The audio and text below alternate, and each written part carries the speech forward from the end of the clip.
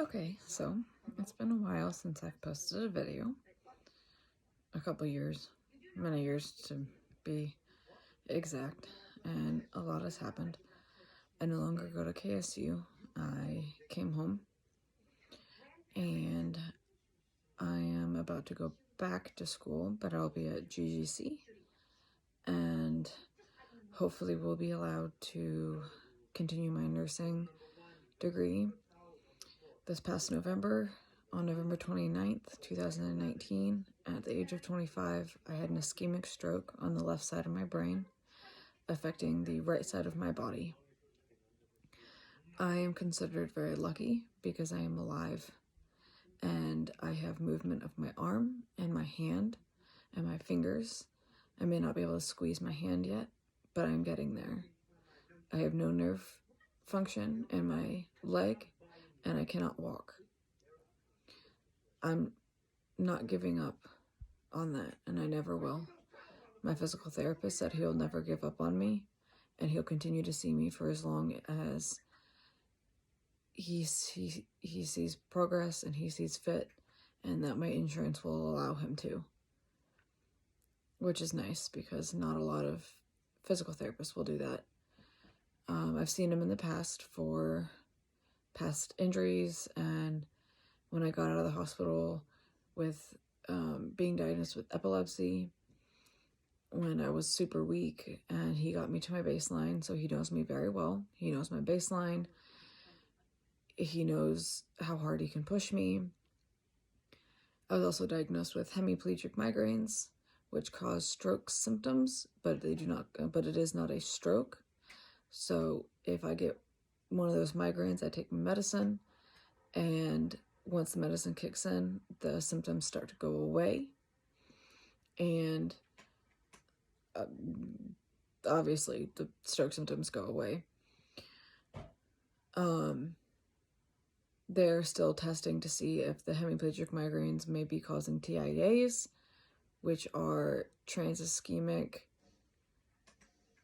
or something along the lines of mini strokes.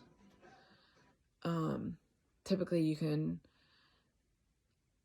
get better from those in about a week, but those and the migraines do set me back in recovery from my actual stroke. And I know a lot of people think 25 is very young to have a stroke, but there are children at the age of 4 that have strokes, and there are babies that have strokes, and I consider myself lucky to be alive. I may have been on a ventilator in the ICU. My dad rushed me to the hospital. I went from the hospital straight to CT scan and did a CT, MRI, and an angio, which found the occlusion. They gave me TPA. I was put in the PCU. Then I struggled to breathe. They ventilated me and put me in the ICU, in which I was there for a week, I believe. And then I don't remember much being in there besides the tube hurting very bad, and the nurse didn't listen very well when I was trying to tell her that it hurt, and turns out it had partially punctured my lung and caused septic shock. So I was in the ICU even longer, but I got better, and that's what's important. I am at home. I go to physical therapy 3 times a week. I have OT 2 times a week. I'm, in a wheelchair.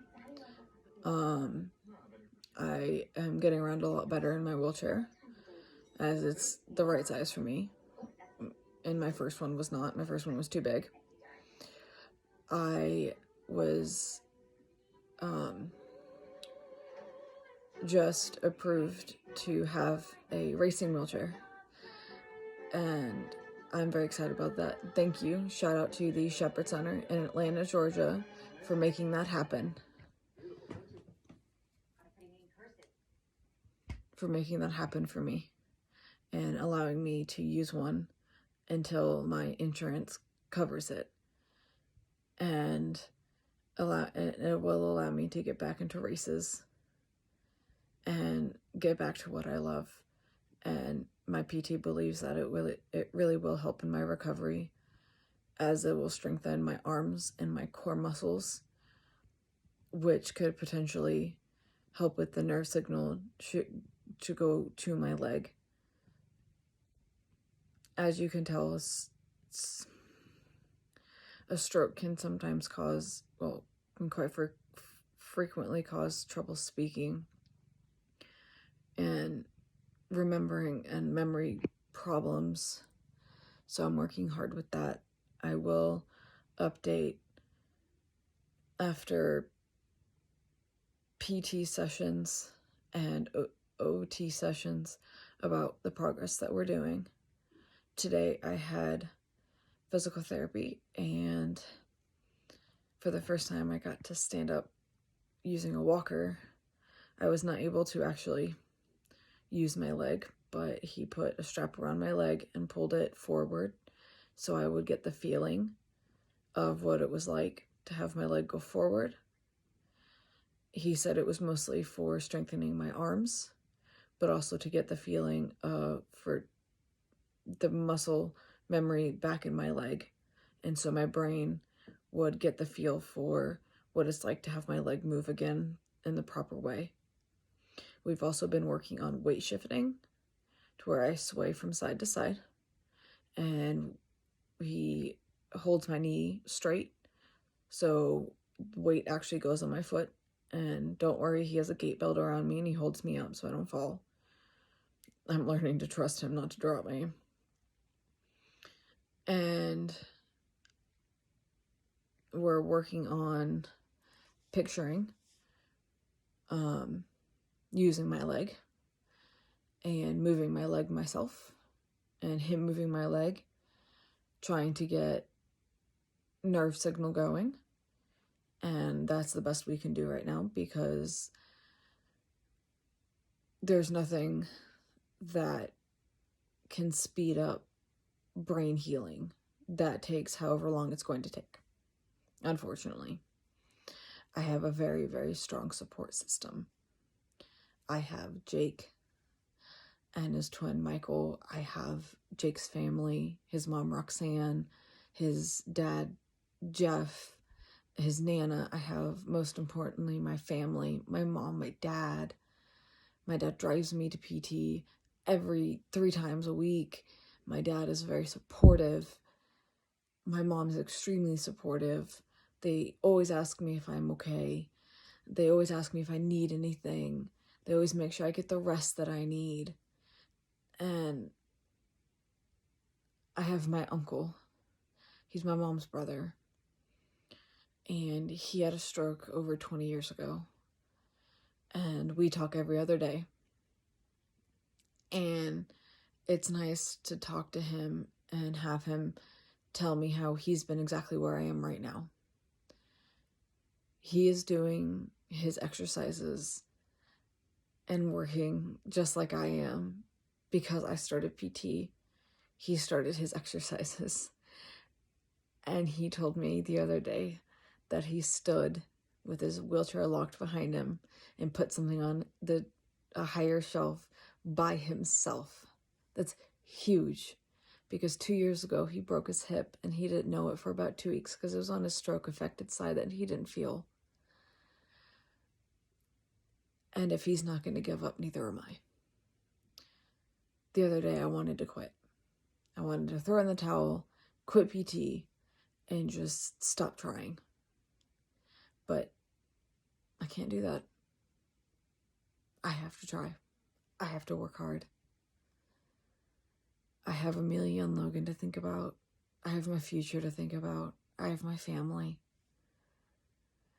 And an update on my niece and nephew. Logan is 8 years old and he's going into the 2nd grade or 3rd grade. Or he's in the 3rd grade. I should know this, but stroke memory. Amelia is 4 and she's in pre-K. She's absolutely loving it. Logan is an amazing big brother, and Amelia is full of attitude and sass. This little girl flips her hair and puts her hands on her hips and walks around with her hands on her hips. And it is crazy. I'll have to post a video. It is absolutely hilarious. And they both love pushing me in my wheelchair. Amelia loves riding in my lap. And every time I see them, Amelia asks me when I'm going to walk again and when I'm going to get better. And all I can tell her is I'm trying. I'm working hard. And she just says, okay, good. I can't tell her that I quit or that I want to. I can't tell her that I want to give up and I'm never going to walk again. Because she wants to run with me. She wants me to be standing and pick her up and throw her in the air, and I can't do that. From a wheelchair, I might hurt her. So for now, we'll settle for wheelchair rides in my lap until I walk again, and I will. And we are moving. We've been in this house for 18 years. It's going to be very weird. But my dad's moving in with us. So we'll have a bigger house.